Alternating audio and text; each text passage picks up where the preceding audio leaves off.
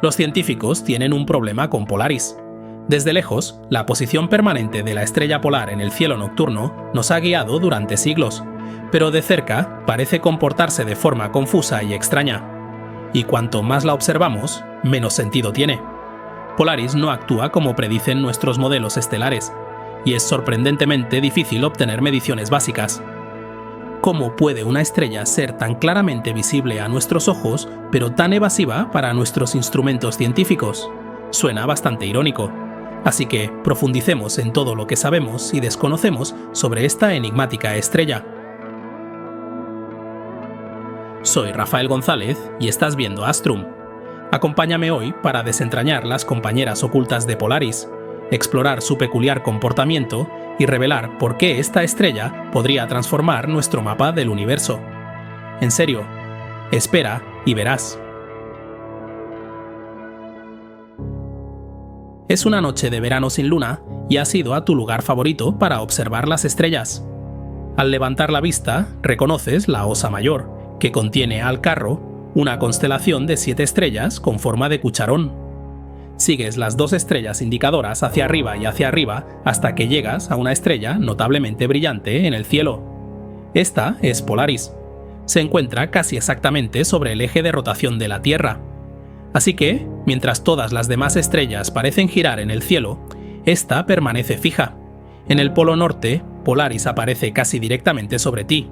A medida que te desplazas hacia el sur, parece cada vez más baja en el cielo hasta que llegas al hemisferio sur y desaparece tras el horizonte. Pero, aunque hemos confiado en Polaris para orientarnos, resulta que Polaris en sí misma es mucho más misteriosa y compleja de lo que se creía. Para nosotros, en la Tierra, Polaris parece un punto de luz solitario e inmutable. Eso es a menos que uses un telescopio. En 1779, William Herschel lo hizo y descubrió que Polaris tenía una segunda estrella, Polaris B, en una órbita amplia. 120 años después, en 1899, el astrónomo William Wallace Campbell observó que Polaris A tenía una velocidad radial variable, lo que sugiere que podría tener otra estrella compañera, una no visible a través de un telescopio. En 1929, un estudio espectroscópico lo confirmó, y solo obtuvimos nuestras primeras imágenes de la tercera estrella Polaris, Polaris AB, en 2006, gracias al telescopio Hubble. Estas 3 estrellas están unidas por la gravedad en un sistema estelar triple. El componente más brillante, Polaris AA, es lo que conocemos como la estrella polar. Es una supergigante amarilla evolucionada, 5,13 veces la masa de nuestro Sol y 46 veces más ancha. Si la situáramos en nuestro sistema solar, alcanzaría más de la mitad de distancia de Mercurio. A 2.800 millones de kilómetros se encuentra su compañera cercana, Polaris AB.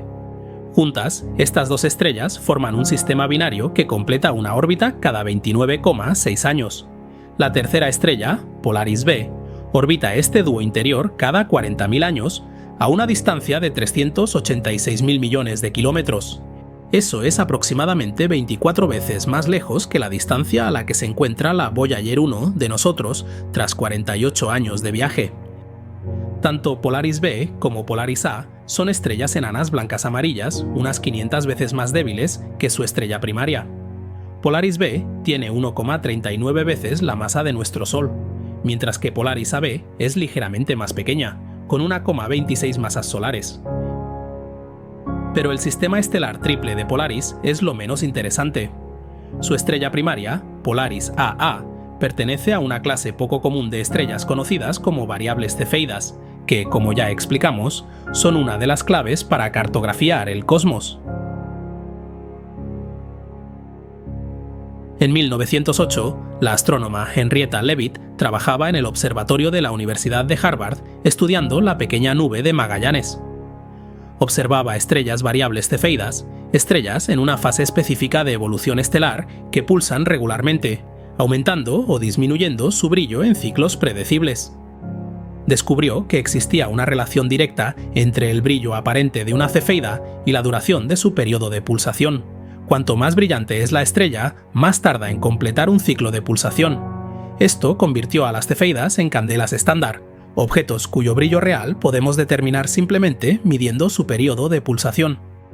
Como sabemos su brillo real, podemos calcular a qué distancia deben estar basándonos en su brillo aparente. Es como saber la potencia real de una bombilla. Cuanto más tenue se ve, más lejos debe estar. Las cefeidas se convirtieron en un peldaño crucial en lo que los astrónomos llaman la escala de distancias cósmicas, nuestro método para medir distancias en todo el universo.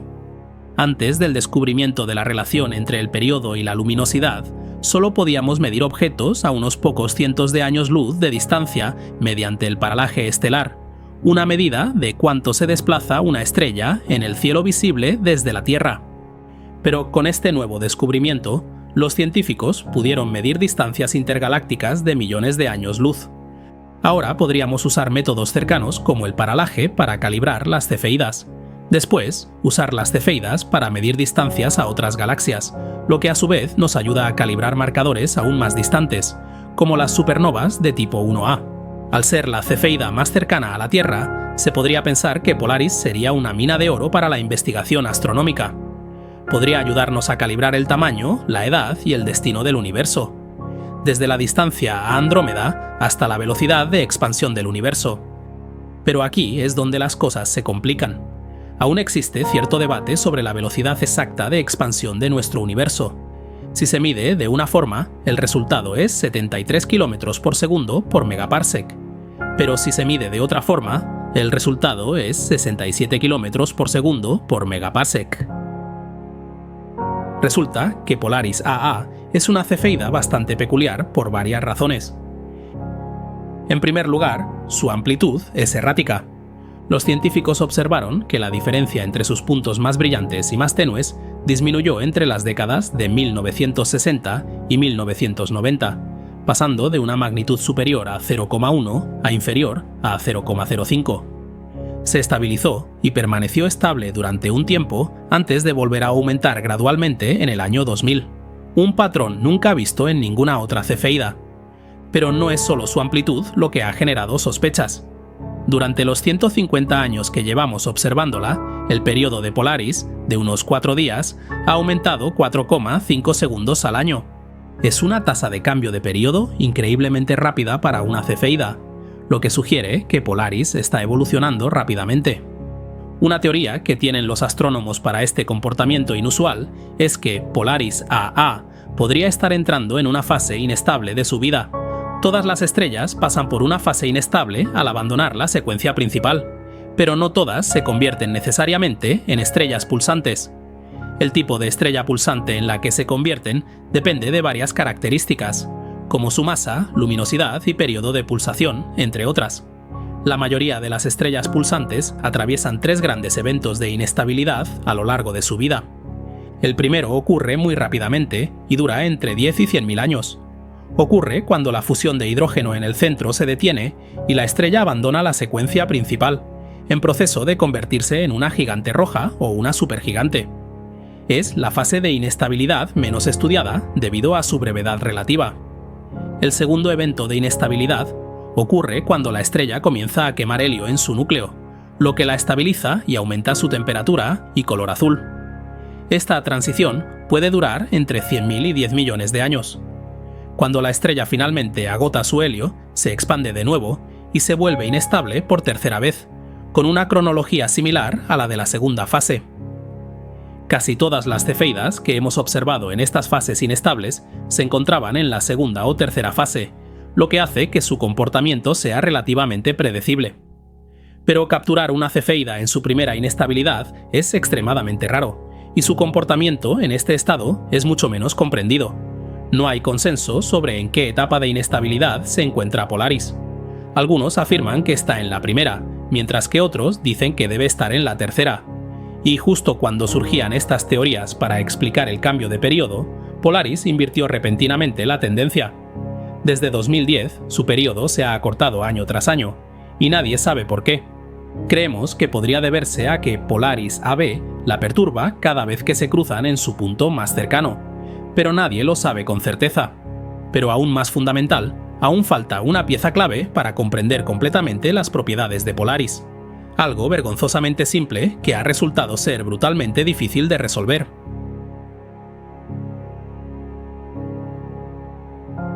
Podrías pensar que con la tecnología moderna, medir la distancia a nuestra estrella polar sería sencillo, pero en realidad es más complicado de lo que imaginas, por varias razones.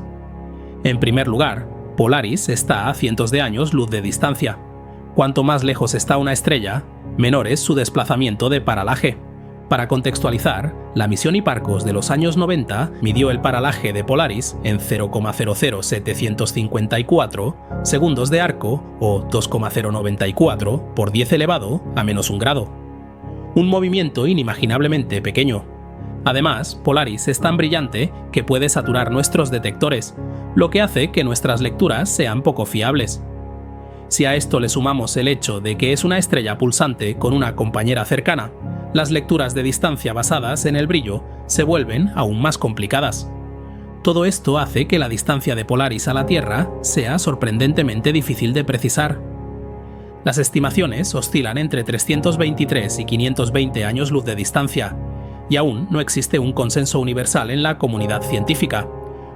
Por ejemplo, la misión Hipparcos situó a Polaris a 434 años luz, mientras que los datos más recientes de Gaia, procedentes de la ISS, la sitúan a 447 años luz. Sin una idea clara de la distancia a Polaris, estimar otras propiedades como la masa, el radio y la luminosidad resulta complicado. Las estimaciones de masa y radio que compartí anteriormente se basan en los datos de Gaia. Pero si utilizáramos diferentes datos de entrada, obtendríamos predicciones bastante dispares. Para colmo, las estimaciones que tenemos de la edad, la masa y el periodo de pulsación de Polaris no parecen coincidir en absoluto con nuestros modelos de evolución estelar. Y de nuevo, no sabemos realmente por qué. Por ejemplo, Polaris AA parece ser mucho menos masiva de lo esperado y mucho más joven que su compañera, Polaris B. Volveremos a esta discrepancia de edad en breve. Una posible explicación son las limitaciones de los propios modelos de evolución estelar. En primer lugar, todas las estrellas rotan. Esta rotación puede tener profundos efectos en la estructura, evolución y comportamiento de pulsación de las estrellas. Sin embargo, modelar la rotación es increíblemente complejo e implica muchas incógnitas. Por lo tanto, muchos investigadores no incluyen este factor crucial en sus modelos de evolución estelar. Para una estrella como Polaris AA, esta omisión podría estar provocando errores significativos en nuestras predicciones evolutivas. Otra posibilidad es que Polaris AA haya perdido masa durante su evolución, quizás debido a los vientos solares o a las interacciones con sus compañeras. La pérdida de masa explicaría el rápido cambio de periodo de las estrellas y podría explicar algunas de las discrepancias con los modelos evolutivos. Los investigadores han intentado estimar la pérdida de masa, y algunos estudios la sitúan en 2 septillones de kilogramos por año. Eso es un 2 con 24 ceros detrás. Pero hasta ahora no ha habido mucha evidencia convincente que respalde esta teoría. Y finalmente, en 2024, observaciones realizadas con el conjunto Chara detectaron manchas estelares gigantes en la superficie de Polaris AA. Estas manchas son consistentes con la presencia de un campo magnético que también podría afectar las pulsaciones de las estrellas. Si nos faltan datos físicos cruciales para comprender cómo evolucionan y se comportan estas estrellas, esto podría afectar la precisión de las cefeidas como velas estándar. Y si nuestro modelo de cefeidas es erróneo, también lo es nuestro mapa del universo. Polaris late cada vez más rápido, misteriosamente. No estamos seguros de su distancia, y esto nos obliga a replantear nuestros modelos de evolución estelar. Por si fuera poco, Polaris tiene otro as bajo la manga. ¿Recuerdas la discrepancia de edad? Si Polaris A y Polaris B están gravitacionalmente ligadas, lo más probable es que se formaran juntas. Esto significa que esperaríamos que tuvieran la misma edad. Sin embargo, nuestras observaciones indican lo contrario. Asumiendo una distancia de 447 años luz, Polaris AA parece tener unos 50 millones de años. Pero las estimaciones sitúan a Polaris B en 2.000 millones de años. Entonces, ¿qué ocurrió? Un par de teorías han intentado desentrañar este problema. Una es simplemente que Polaris B no es compañera de Polaris A, a pesar de la sólida evidencia que demuestra lo contrario. Pero otra idea aún más atractiva se basa en un fenómeno que conocemos desde la década de 1950. Los cúmulos globulares son entornos densos de estrellas que se formaron casi al mismo tiempo. Sin embargo, en 1953, Alan Sandage observó que algunas estrellas parecían mucho más jóvenes que otras, más azules, más calientes y más masivas. Las denominó rezagadas azules. Creemos que se forman como resultado de colisiones estelares cuando estrellas binarias se fusionan. El resultado es una estrella que parece mucho más joven que su edad real. Es posible que esto sea lo que le ocurrió a Polaris AA. Podría haberse rejuvenecido mediante una colisión con otra estrella originalmente cercana. Si bien esta hipótesis de fusión es especulativa, demuestra cómo el sistema Polaris desafía nuestra comprensión de la evolución estelar y la formación de estrellas binarias. En definitiva, esta diferencia de edad sigue siendo uno de los grandes enigmas que rodean al sistema Polaris. Aunque hoy la estrella Polaris es nuestra estrella polar, no lo será para siempre. El eje de rotación de la Tierra oscila como una peonza. Como resultado, nuestro polo celeste se mueve en un círculo cerrado, pasando junto a diferentes estrellas. Hace unos 14.000 años, el polo celeste apuntaba hacia la brillante estrella Vega, y volverá a esa posición dentro de unos 12.000 años. Durante milenios, Polaris ha guiado a la humanidad a través de océanos y desiertos. Pero hoy nos guía de una manera diferente, obligándonos a confrontar lo que aún desconocemos sobre las estrellas, el universo e incluso nuestras propias limitaciones científicas. Y a medida que se acerca la próxima ronda de datos de Gaia, cuya publicación está prevista para mediados de 2026, es posible que finalmente obtengamos información más concluyente sobre este desconcertante sistema estelar. Un fuerte abrazo a los mecenas que me apoyan en mi misión de divulgar la ciencia. Suscríbete y deja un me gusta para apoyar el canal. Gracias por tu visita y nos vemos en el futuro.